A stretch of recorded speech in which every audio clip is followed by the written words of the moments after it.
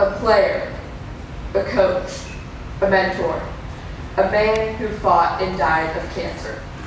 Jimmy Valvano presented his inspirational speech, "Don't give up, don't ever give up," at the 1993 ESPY Awards. His acceptance speech for the Arthur Ashe Courage and Humanitarian Award tells us to not give up and to push ourselves. The message I hope to deliver is to keep fighting, enjoy and love your life, and to never give up. Time is very precious to me. I don't know how much I have left, and I have some things I would like to say. Hopefully, at the end, I will have something that will be important for the people too. But I can't help it. Now, I'm fighting cancer. Everybody knows that. People ask me all the time about how you go through your life and how's your day, and nothing has changed for me.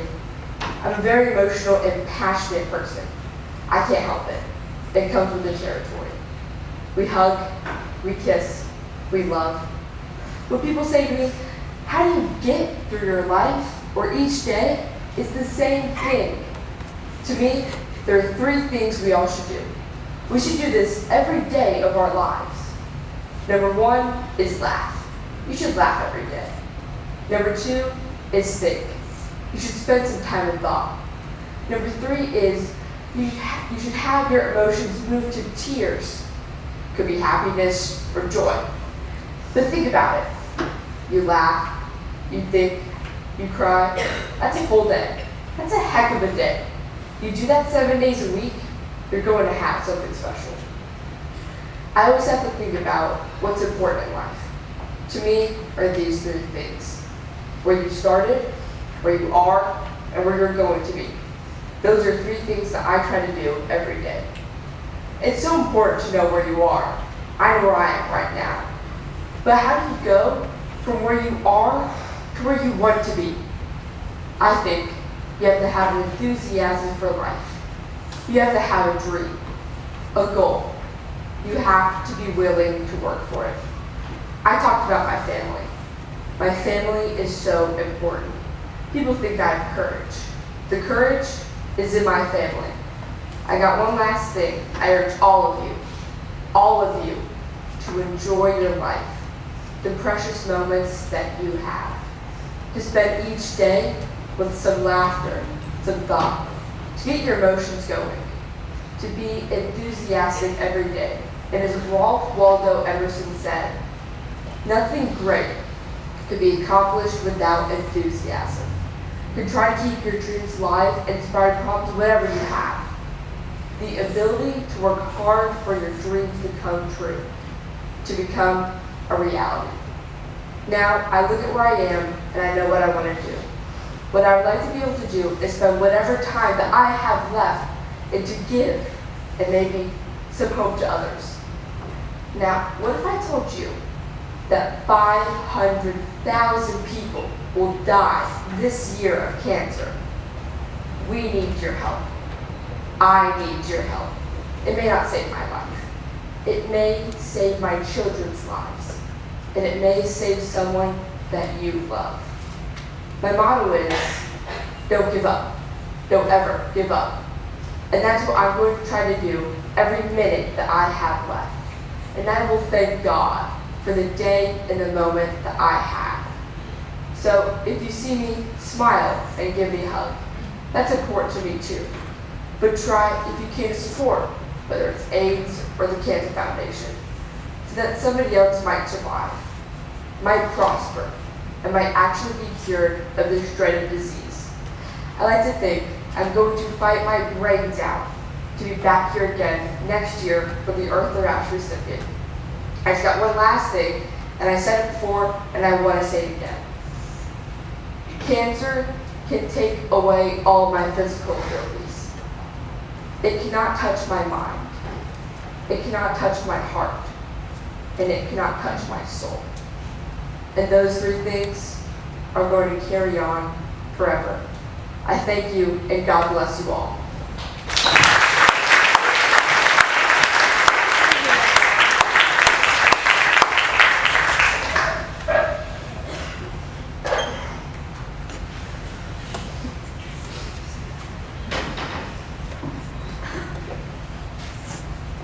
Volleyball is a well-known sport.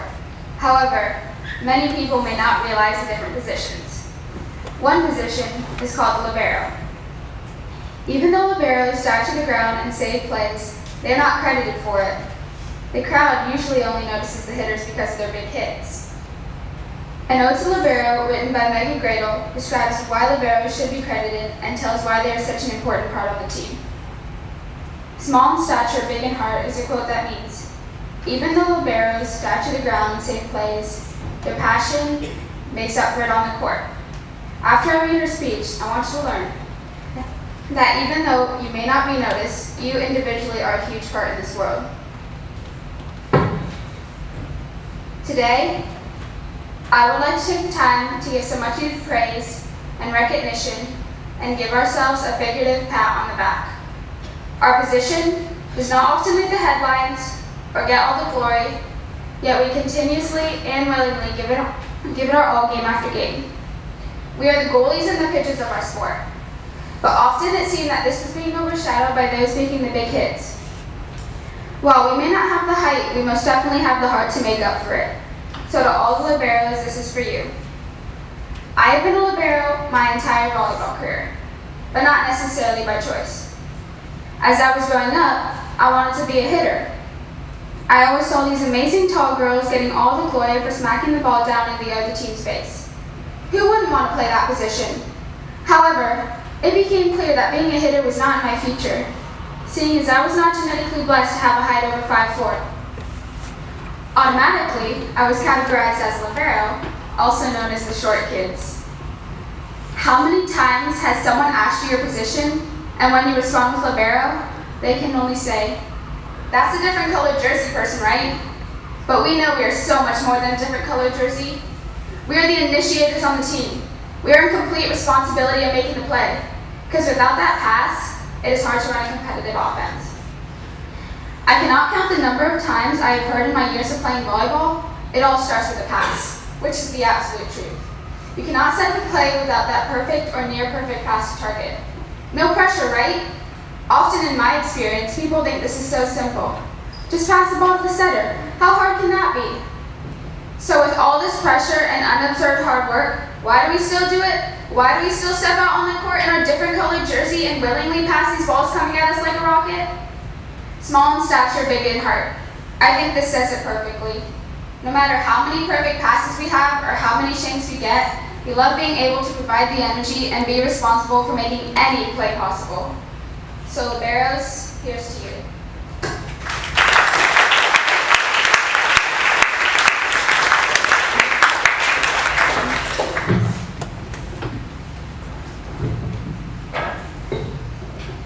If you don't see a clear path for what you want, sometimes you have to make it yourself. As a strong, educated woman, Mindy Kaling built a future for herself out of almost nothing. She's a rare type person, for never, not once, has she ever let fame go to her head such as other celebrities have. Her wise words in the commencement speech she gave at Harvard Law School help us truly understand and get the insight we need into how she achieved what she achieved. She inspires people everywhere not to let the world tell them how to act or what to do. I wish to communicate the message that you have the power to do anything if you put your mind to it. Be your own person. I know what you're probably thinking. Mindy Kaling? Why did they ask her? Look, on the surface, I get that it would seem that I would be an unconventional choice to speak here today. I mean, to be honest, I don't know much about the law. But on the other hand, I am obsessed with justice. Actually, in my mind, law is the pesky thing that often gets in the way of justice. An eye for an eye? I don't think so. That solves nothing. Okay, you take my eye, I take your left, my friend. In a duel. Check the chance. I don't want your stupid eye for what? My eye collection? No, you're dead. So, I was supposed to give the advice, and I thought, what advice could I give you guys? Celebrities give too much advice, and people listen to it too much. In Hollywood, we all think we are these wise advice givers, when in reality, most of us have had no education whatsoever. Well then, who should be giving advice? The answer is people like you. You are better educated, and you are going to go out into the world, and people are going to listen to what you say, whether you're good or evil. And that probably scares some of you because a lot of you look really young. And I'm afraid a couple of you are probably lonely. That's just the odds. And to be honest, it scares me because you guys look like a bunch of twins. So please, just try to be the kind of people who give advice to celebrities, not the other way around. You are entering a profession where, no matter how bad the crime or the criminal, you have to defend the alleged perpetrator. Across our campus, Harvard Business School graduates are receiving their diplomas, and you will need to defend them for insider trading or narcotics, or maybe even both if Wolf of Wall Street is to be believed. Now, the thing I find most fascinating is that you are responsible for the language of justice, for the careful and precise wording, and all those foreign contracts that I signed while watching Keeping Up with the Kardashians. You wrote the terms and conditions that I scroll through quickly while I download the update for Candy Crush. Okay, terms and conditions are the only things keeping us from the purge, people. I don't read them. I just hit accept. iTunes may own our oak tree for all I know. Employees must wash their hands before returning to work. A lawyer wrote that. You have the right to remain silent. Anything you say can and will be used against you in a court of law. A lawyer wrote that. Mindy Kaling may not come within 1,000 feet of Leonardo DiCaprio. A lawyer wrote that. These are the protections that we take for granted. Your dedication to meticulous reading is a tedium I find so admirable. You take words and you turn them into the infrastructure that keeps our world stable. I look at you and I see our nation's future. Attorneys, corporate lawyers, public prosecutors, judges, politicians, and maybe even the President of the United States. These are all positions of such great influence. Understand that one day you will have the power to make a difference. So use it well. Thank you.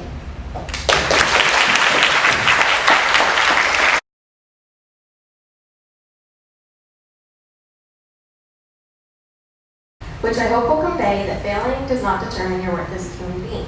Sure, life is moments that no matter how hard we cross our fingers or work to our full capacity, that follow course we didn't expect. 2 words of the. Once in a dry season, I wrote in large letters across 2 pages of a notebook that innocence ends when one is stripped of the delusion that one likes oneself. Although now, some years later, I marvel that a mind on the outside of self should nevertheless make painstaking record of every charge. I recall with embarrassing clarity the flavor of those particular actions. It was a matter of misplaced self-respect. I had not been elected to Phi Beta Kappa. This failure could scarcely have been more predictable or less ambiguous. I simply didn't have the grades, but I was unnerved by it. I had somehow thought of myself as some sort of academic Einstein, curiously exempt from the cause-and-effect relationships that hampered others. The day that I did not make Phi Beta Kappa nevertheless marked the end of something, and innocence may well be the word for it.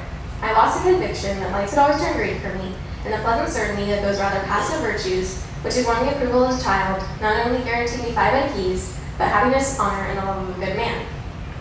I lost a certain touching faith in the totem power of good manners and clean hair. To such doubtful amulets had my self-respect been pinned, and I faced myself that day with the nonplussed wonder of someone who has come across a vampire and found a garlands of garlic at hand.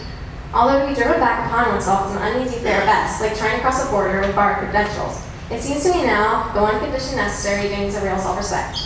Most of our platitudes notwithstanding, self-deception remains the most difficult deception. The charms that work for others count for nothing in that devastatingly well-lit back alley where one keeps assignations with oneself. No winning smiles will do here. No prettily drawn list of good intentions. One stumbles flashily, but in vain, through one's marked cards, the kindness done for the wrong reason, a apparent triumph which involved no real effort, the heroic act into which one had been shamed. The dismal fact is that self-respect has nothing to do with the approval of others, who are, after all, easily deceived enough. Has nothing to do with reputation, which, as Rep. Butler told Scarlett O'Hara, is something that people with courage can do without. To do without self-respect, on the other hand, is to be an unwilling audience to an interminable home movie that documents one's failings, both real and imagined. with fresh footage placed in for each scene. There's the glass you broke in anger. There's the hurt in X's face. Watch now, this next scene, the night Y comes back from Houston. Watch how you mouth this one. To live without self-respect is to lie awake some night, beyond the reach of warm milk, build a sleeping hand on the coverlet. Counting up the sins of commission and omission, the trust betrayed, the promises subtly broken, the gifts irrevocably wasted through sloth or cowardice. However long we postpone it, we eventually lie down in that notoriously uncomfortable bed, the one we make ourselves. Whether or not we sleep in it depends, of course, on whether or not we respect ourselves.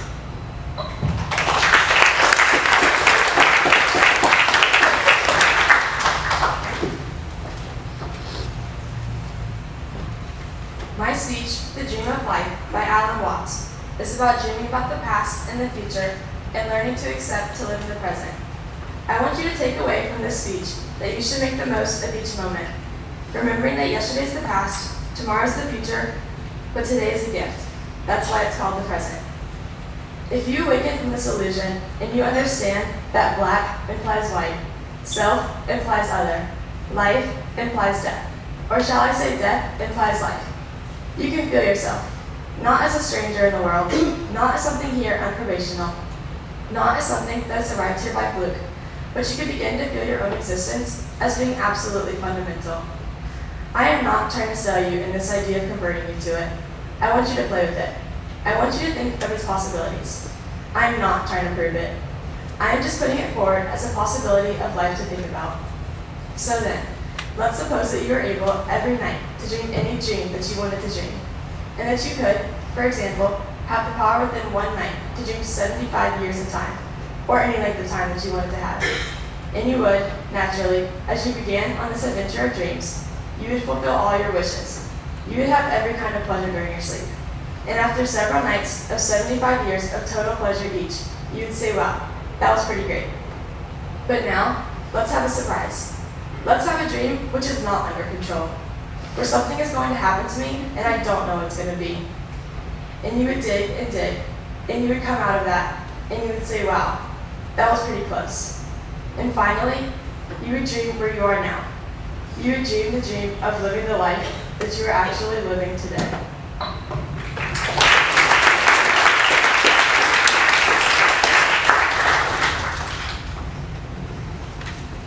In General MacArthur's last speech at West Point in New York, he emphasized the goals of the Army, that the phrase duty, honor, country are not just words, but they are the values that are embraced by the Army. I hope you keep in mind that every soldier puts their life on the line to defend our freedom. Duty, honor, country. Those three hallowed words reverently dictate what you ought to be, what you can be, and what you will be. They are your rallying points to build courage when courage seems to fail, to regain faith when there is little cause for faith, to create hope when hope becomes forlorn. The unbelievers will say they are but words, but a slogan, but a flamboyant phrase. Every cynic, every hypocrite, every troublemaker will try to downgrade them, the extent of mockery or ridicule. So let civilian voices argue the merits or demerits of the process of our government. Whether our strength is being sapped by deficient financing, by politics grown too corrupt, by morals grown too low, by taxes grown too high, by extremists grown too violent, your guidepost stands out like a ten-pole beacon in the night. Duty, honor, country. The long gray line has never failed. They were to do so. A million ghosts in olive drab and blue and gray would rise from their white crosses, thundering those magic words. Duty, honor, country. The soldier above all people prays for peace, for he must suffer and bear the deepest wounds of war. Always in our ears rings the ominous words of Plato, the wisest of all philosophers. Only the dead have seen the end of war. The shadows are lengthening for me. The twilight is here. My days of old have vanished, tone and tint. They have gone glimmering through the wondrous things that were. I listen vainly with thirsty ears to hear the sound of bugles blowing reveal, of drums beating a long roll. But in my dreams I hear again the crash of guns, the rattle of musketry, the strange mournful mutter of the battlefield. But always I come back to West Point. Always there, echoes and re-echoes. Duty, honor, country. Today marks my final roll call with you. But I want you to know that when I cross that river, my last conscious thoughts will be the core and the core and the core. I bid you farewell.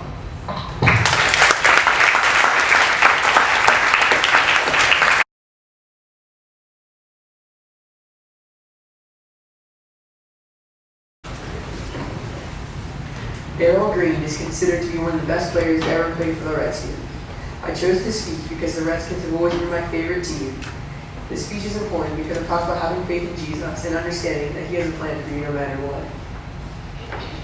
Once I went back to Washington, D.C., I met a family. They were the Melendez family, and they told me about a man named Jesus. Jesus saved my soul. He gave me a different perspective on life. He showed me I could be a man and walk right. I can have integrity. I can be honest. I can be faithful. I can be true. And so I brought what my parents had taught me and what Jesus had said, and I put that work into my NFL career. And God told me not to leave Washington, D.C., so I was there for 20 years. That was during free agency time. Yes, I was a part of that. I was a part of free agency, but God had a plan for me. I stayed the course. I stayed the course faithfully to my community, faithfully to my pastor, Pastor Brett Fuller, in the Grace Covenant Church in Chantilly, Virginia, faithfully to my community, and faithfully to the centers, in other words, and faithfully to the people. As I stand here today, I will tell you something that is so unique. But before I do, I would like to say that as well as I acknowledge Bobby Benson, who turned me over to Joe Gibbs, who turned me over to Richie Pettibon, who turned me over to my Hall of Fame buddy, Coach Evan Thomas, and later on Coach Tom Hayes. And a real shout out to my good friend who helped me even from the offense, Terry Robisky. And I continue to move forward, continue to stand strong. But these are the men and women who have given me the opportunity to stand up here. They have given me the support to stand up here. And so as I prepare to close, folks, there's two things that I know.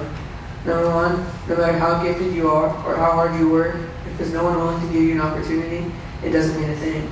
Secondly, I believe that today is part of the continuation of God's sovereign purpose and righteous destiny for my life, and that being knowing Jesus, loving Him, and making Him known. I did that even as a professional football player everywhere I went. And that was done through the visibility, the influence, the access, all that God gives us, all that the Lord gives us while we play a childhood game. Can I tell you today, at the expense of sounding real self-righteous, I belong here. I belong here because I know what to do with it. I know what to do with God's fame, God's dollars, God's visibility, God's influence and relationships. I know what to do with it. To Jesus be the glory. Thank you. Bless you.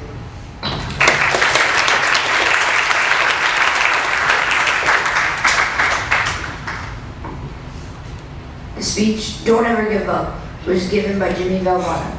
He said this when he was receiving a pair of awards at the ESPYs. I regard this as one of the greatest speeches of all time. In this speech, he acknowledges that he knows he will die of cancer soon. And he wants to enjoy the little things in life, like smiles and hugs. But most of all, he just wants you to appreciate the things you have. I was coaching at Rutgers University. That was my first job, and I was a freshman coach. And I was so fired up about my first job.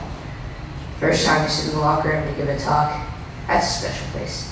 The locker room for a coach to give a talk. So my idol as a coach is Vince Lombardi. The first time he stood before his Green Bay Packers, and they were perennial losers. He was thinking, should it be a long talk, or should it be a short talk? But he wanted it to be emotional, so it'd be brief. So here's what he did. Normally you get in there, I don't know, 25, 30 minutes before your team takes field. You do the little X's and O's, then you give the great Newt Rocky talk. Speech number 8 for him. You pull them right out, you get ready. Well, this is the first one he ever gave. And I read this thing, and Lombardi says he didn't go in. He waited. His team wondering where he is. Where is this great coach? He's not there. 10 minutes, he's still not there. 3 minutes before his team could take the field, Lombardi bangs the door open. And I think you all remember what a great presence he had. A great presence. And he just starts walking back and forth, just like this, staring at the players. And he says, "All eyes on me. Gentlemen, we will be successful this year if you can focus on 3 things, and 3 things only. Your family, your religion, and the Green Bay Packers." They knocked down the walls that year, and the rest was history. Now I look at where I am now, and I know what I want to do. I want to spend whatever time I have left and give some hope to others. I am starting the Jimmy V Foundation for Cancer Research, and its motto is, "Don't give up. Don't ever give up." I'll thank God for the day and moment I have. If you see me, smile, give me a hug. That's important to me. I have one last thing to say. Cancer can take away all my physical abilities, but it cannot touch my mind, it cannot touch my heart, and it cannot touch my soul. And those three things will carry on forever.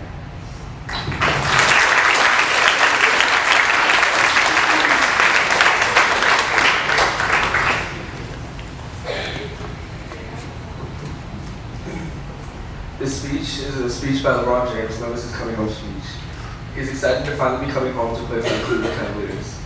I wish to communicate, especially to the 8th grade, that in your upcoming high school years, you will be put into situations of choosing the right choice, just as LeBron did with coming back to Cleveland. Making the right choice will be a very important factor.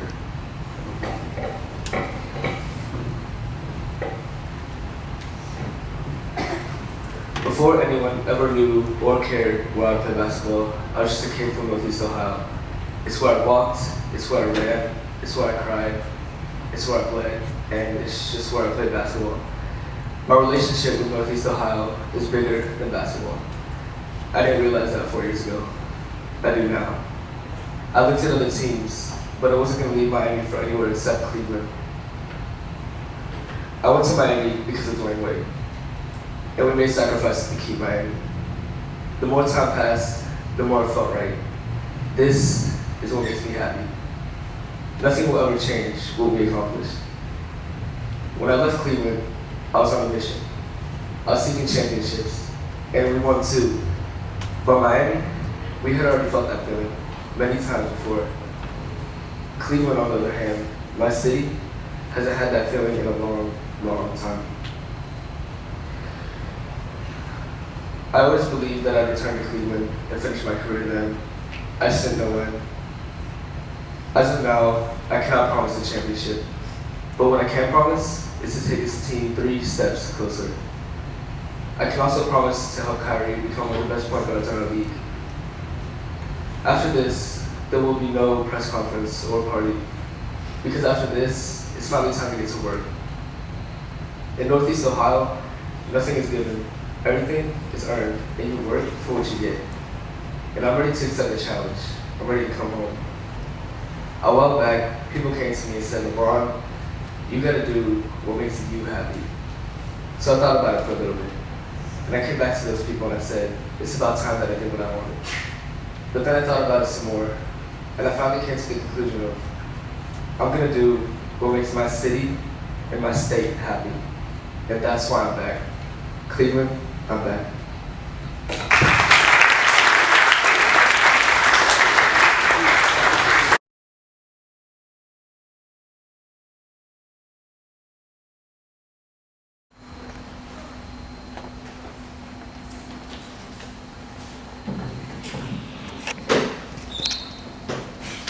U.S. citizens today throw away 7 billion pounds of food per year, while 16 million children in the same country are starving for days, weeks, and even months.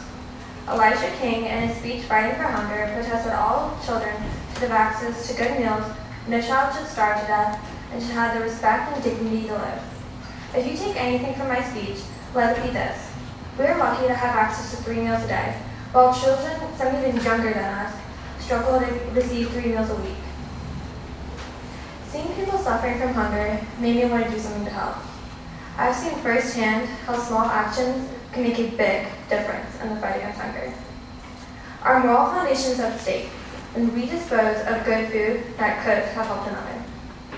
How can we hold our heads high when we throw 70 billion pounds of food away a year, while 16 million children in America have to go hungry for days, weeks, and even months?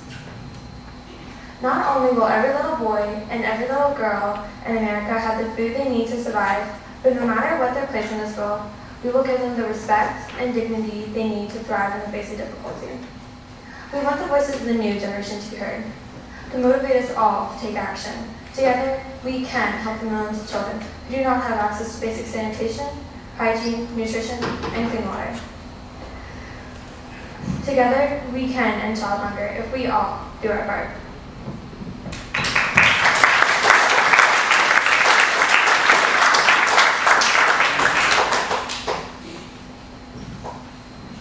Every day is a new beginning. Take a deep breath and start again. Shankwizan's speech, called Instructions for a Bad Day, describes a process in which one picks themselves up after feeling overwhelmed in a situation. I hope this helps you realize that you are not alone and your life is not centered around this moment in time exclusively. There will be bad days. Be calm. Loosen your grip, opening each palm, slowly now. Let go. Be confident. Know that now is only a moment, and if today is as bad as it gets, realize that by tomorrow, today will have ended. Be gracious. Accept each extended hand offered to pull you back from somewhere you cannot escape. Be diligent. Scrape the gray sky clean. Realize every dark cloud is a smoke screen meant to blind us from the truth. And the truth is whether we see them or not. The sun and the moon are still there, and always there's light. Be forthright. Despite your instinct to say, it's alright, I'm okay, be honest. Say how you feel without fear or guilt, without remorse or complexity. Be loose in your explanation and sterling in your pose. If you think for 1 second no one knows you've been going through, be accepting of the fact you were wrong. That the long drawn and heavy breaths of despair at times can be felt by everyone. That pain is part of the human condition, and that alone makes you a legion. Life is going to come at you armed with hard times and tough choices. Your voice is your weapon, your thoughts, ammunition. There are no free extra men. So be aware as the instant now passes that exists now as then. So be a mirror reflecting yourself back, remembering all the times when you thought this was too hard and you never make it through. Remember the times when you could have pressed quit, but you hit continue. Be forgiving. Living with the burden of anger is not living. Giving your focus to wrath will leave your entire self absent of what you need. Love and hate are beasts, and the one that grows is the one you feed.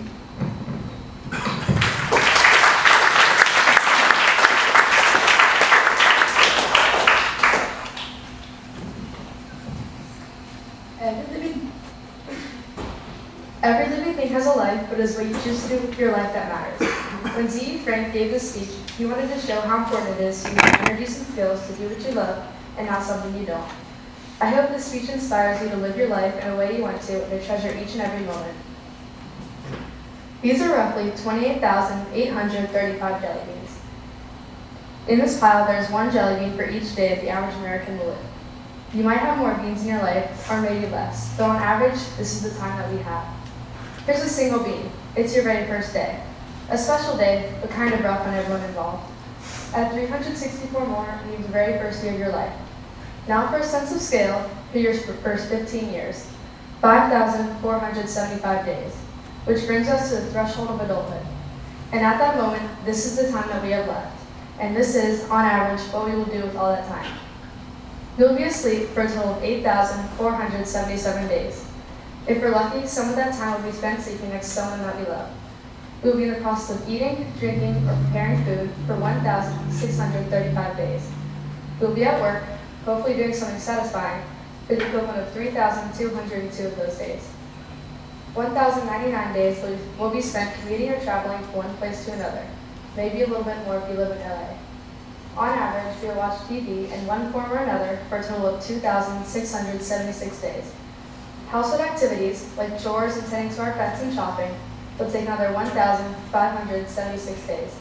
And we will care for the needs and well-being of others, our friends and family, for 564 days. We will spend 670 days bathing, grooming, and doing all other bathroom-related activities. And another 420 will go to community activities like religious and civic duties, charities, and taking classes. After we remove all those beans, this is what remains. This is the time we have left.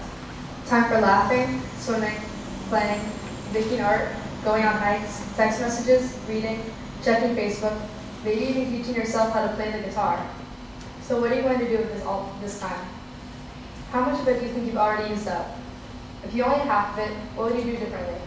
What about half of that? How much time have we already spent worrying instead of doing something that you love? What if you had just one more day? What are you going to do today?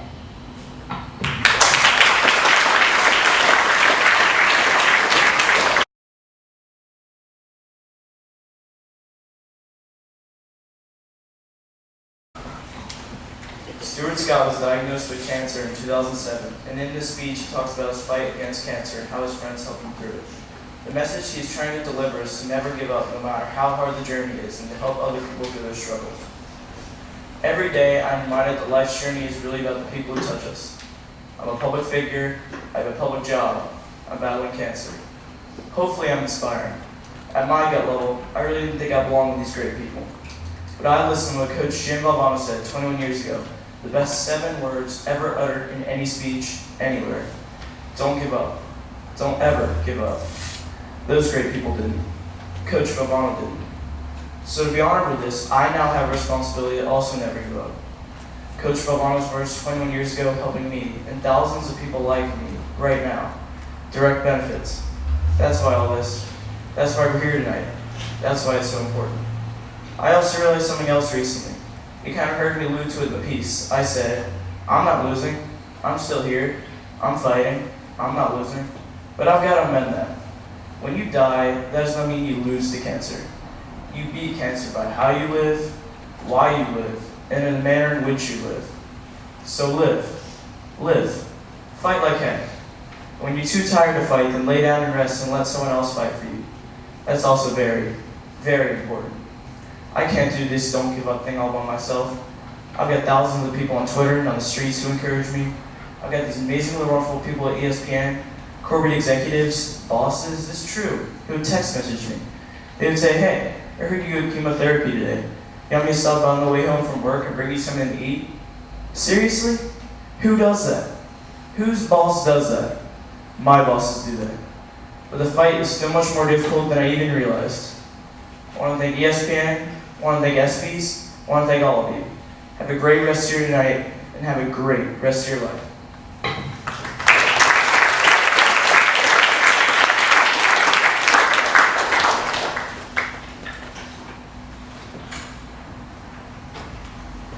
You gotta be willing to fail or to succeed. This is an inspirational quote from Les Brown's speech, Never Give Up.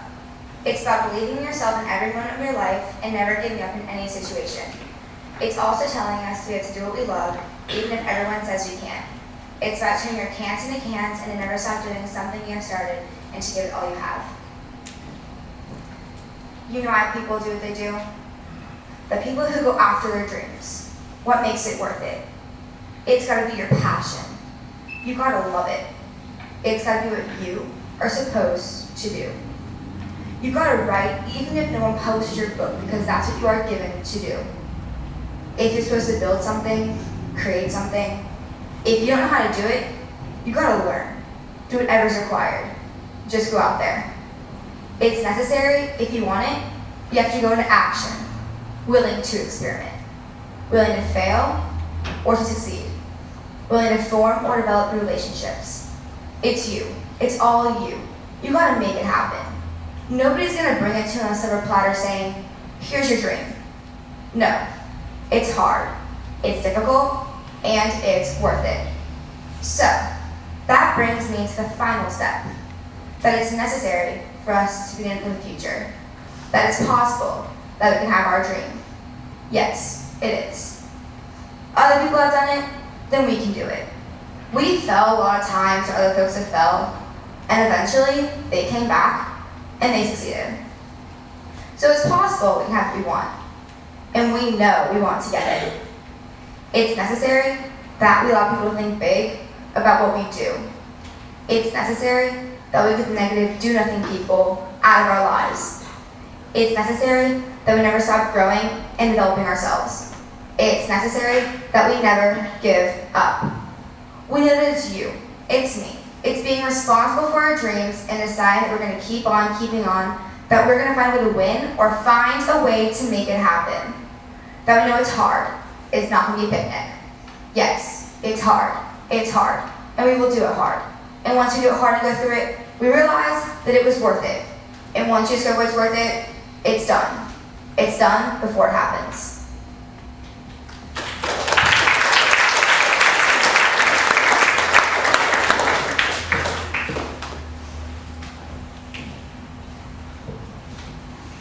My declamation is taken from Pericles' funeral address, and it was originally delivered by Pericles of Athens. This speech communicates the importance of family and friends and the importance of honoring the dead. He also expresses confidence and patriotism towards his home Greece. I shall begin with our ancestors. It is both just and proper that they should have the honor of the first mention on an occasion like the present.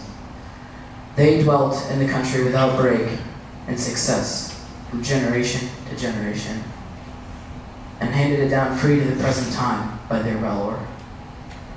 And if more remote ancestors deserve praise, much more do our own fathers, who added to their inheritance the empire which we now possess, and spared no pains to be able to leave their acquisitions to us of the present generation. Our Constitution does not copy laws of neighboring states. We are rather a pattern to others than imitators ourselves. Its administration favors the many instead of the few. That is why it is called a democracy. If we took to the laws, they afford equal justice to all in their private differences. If we turn to our military policy, there we also differ from our antagonists. We throw open our city to the world, and never by alien acts exclude foreigners from any opportunity of learning or observing. Indeed, if I have dwelt at some length upon the character of our country, it has been to show that our stake in the struggle is not the same as theirs who have such blessings to lose, and also that the eulogy of the men who I am now speaking over might be by definite proofs established. That eulogy is now in a great measure complete. For the Athens that I have celebrated is only what the heroism of these and their like have made her. Men whose fame, unlike that of most Greeks, will be found only to commensurate with their deserts. And if a test of worth be wanted, it is to be found in their closing scene. And this is not only the case in which it sets the final seal upon their merit, but also in those which it gave the first intimation of them having any. Comfort, therefore, not condolence, is what I have to offer the parents of the dead who may be here. Numberless are the chances to which, as they know, the life of man is subject. But fortunate indeed are they who draw for their lot a death so glorious as that which has caused your mourning, and to whom life has been so exactly measured as to terminate in the happiness in which it has passed. Turning to the sons and brothers of the dead, I see an arduous struggle before you. When a man is gone, all want to praise him, and should your merit ever be so transcendent, you will find it difficult not merely to overtake, but to even approach their renown. The living have envy to contend with, while those who are no longer in our path are honored with the goodwill into which rivalry does not enter. My task is now finished. I have performed it to the best of my ability. And now that you have brought to a close your lamentations for your relatives, you may now depart.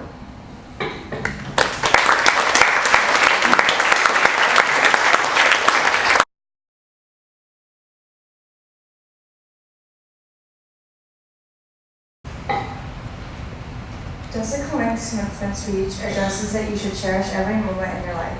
It communicates the pursuit of peace and explains to live life to the fullest. She encourages the students to be themselves while still being good people to others. I hope that it speaks the message of hope to you and how important it is not to let others dissuade you in any way. You are our hope, so cherish this time in your life. Remember who you are, because right now, you have it all. The power of your imagination, the velocity of your dreams, the language of innocence, and the passion of the beginner. Don't lose it. Don't let it evaporate or get stripped away or worn away. And as time passes, if you find you come far away from yourself, allow the breeze of humility to remind you of who you were, who you really are. I would encourage you with all my heart just to be present. Be present and open to the moment that is unfolding before you, because ultimately, your life is made of moments. So don't miss them by being lost in the past or anticipating the future. Don't be absent from your own life. So today you're setting off on your next adventure. You're beginning. And what makes beginning so thrilling is the unknown. The world is waiting for you. Explore it through your own humanity. Be guided by your higher self. Don't be dissuaded or discouraged, but do allow yourself to be sidetracked if that's what you want. Get off the fast track, off the grid, go out and wander. I hope that you'll commit yourselves to the pursuit of peace, to the practice of tolerance and compassion, and be good stewards to our precious earth. I wish you all the courage to have an adventurous heart and a life lived in the moment.